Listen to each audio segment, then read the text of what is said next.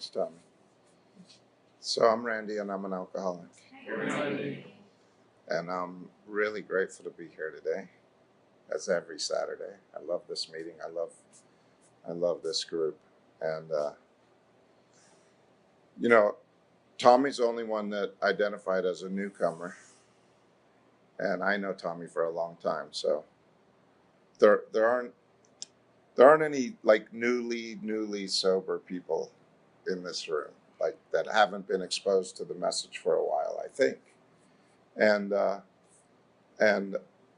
this meeting's not about not drinking alcohol. I can never ever drink alcohol again, ever. I'm allergic to it.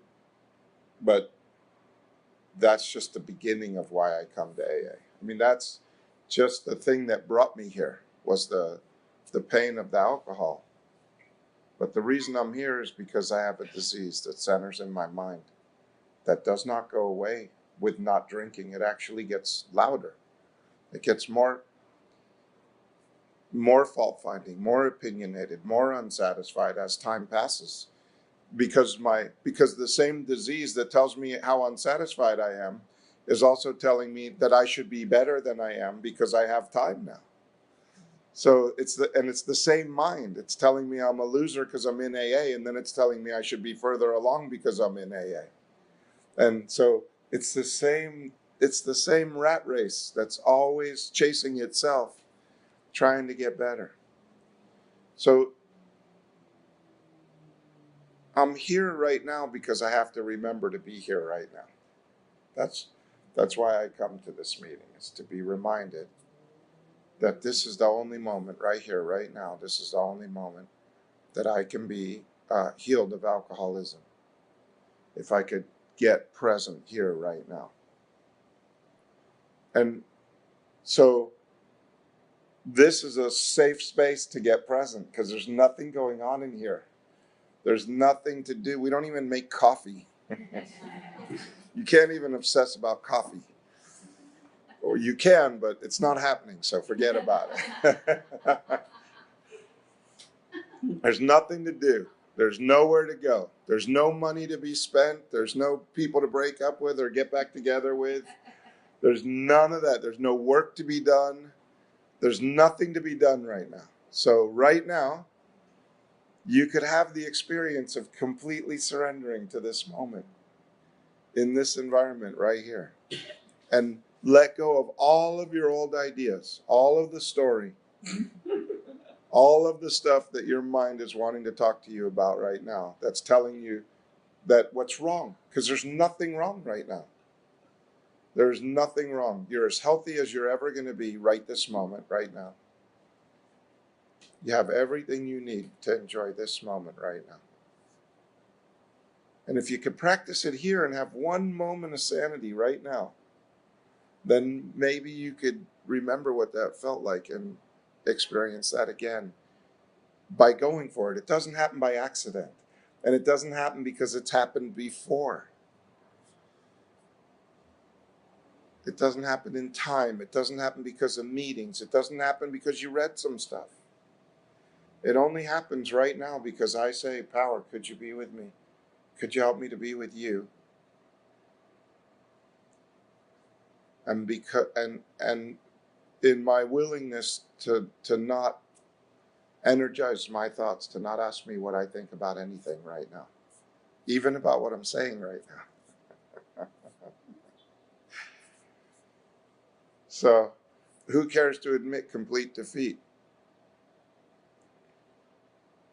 With the guys that I work with, like Matthew, I remember telling Matthew, you can't admit complete defeat. You can't do it. Try and not be the power for your life. Try and not think about what I'm saying right now. Try and not energize your mind. You can't not do it. You can't do it. You cannot admit complete defeat right now. And when I get to that place where I admit that I can't even admit complete defeat, that's where the complete defeat starts. In the idea that I can't do it. I can't do it. I need a power greater than myself even to help me to admit complete defeat. because I'm not capable of it, which sounds crazy, right? Well, it's a crazy disease. It's a crazy disease. It's always chasing itself. I get in trouble in my mind because I tell myself that I can't admit complete defeat. Then I beat myself up for not admitting complete defeat, which is, that's crazy. I can't even do that. And so then I can abandon that mind. Oh, that mind. It's always trying to learn and to get better and to know some stuff so that it can be the power for my life. The disease is the power for my life most of my life. That's a scary thing. I'm being run by an unsound mind. I'm powered by an unsound mind, and I do whatever it says, whenever it says to do it, and I am powerless over not doing what my mind tells me. So that's the disease side. But the truth is that I don't need to be the power for my life. I don't need to. My life gets better when I'm not. And my life is what's going on inside of me right now in this moment. My life is not my car and my job and the amount of money I have in the bank. My life is what goes on inside of me. And that is always okay whether I think so or not. So there's nothing to do. There's nowhere to go. If I could just be here right now, if I could just have a moment of right now, I could be so okay right now. I could enjoy this moment so much. Be in joy right now. If I could just abandon my mind. Let go of my old ideas, absolutely. They're words, they sound good, but how do you do it? How do you let go of your old ideas, absolutely? How do you do that? I have to be aware of all this stuff, because if I'm not even aware that I am the power for my life, I'm just going to think that I need to read more books or go to more meetings or learn something new or find the right teacher. And then I'll be able to, then I'll be okay. Because my mind is, every natural instinct in me cries out against the idea of personal powerlessness. We read that last week. Everything in me says, no, you can learn how to act better. You can learn how to deal with your parents. You can learn how to be a better worker. But if you have alcoholism, you can't. You don't need to. You need to abandon everything that you know and just be present to the one that has all knowledge and all power right now. The solution is in that.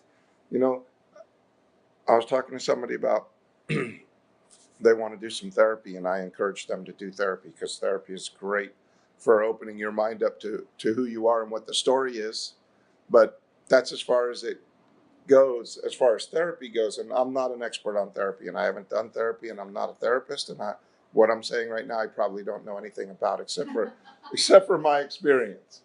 My experience is that more self-knowledge about the problem and going deeper into the problem and figuring out why things happened and what the triggers were and what the buttons are is interesting and usually energizes the disease and makes me more miserable.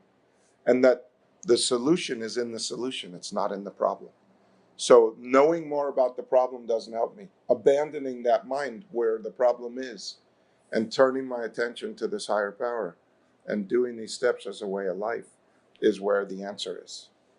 It's not in more self-knowledge. That's the Adam and Eve story. They ate from the tree of knowledge. They wanted more knowledge. They didn't want more God. They wanted more knowledge. And self-knowledge avails me nothing, except for that it encourages me to go in another direction, in this 12-step direction. So if anyone wants to argue with therapy with me, you're free to do that. But I didn't mean anything. If you're in therapy, I think it's great. I think it's awesome. A lot of people I know go and find out what they need to find out about what's wrong with them. But You still have to do the 12 steps to have what's right with you. So anyway, we're going to read some more stuff out of the 12 and 12. And I'm encouraging you to read the doctor's opinion, more about alcoholism, Bill's story, and there's a solution, isn't that later? No, there is no solution. There's no solution. All right. So all the chapters in the big book leading up to We Agnostics. That's kind of where the first step is sprinkled in there, in between the stories and the stuff. So read that while we're reading this in your free time, and then we're going to read some stuff now. So who knows where we were? We're going to start from the second paragraph. Step 1, page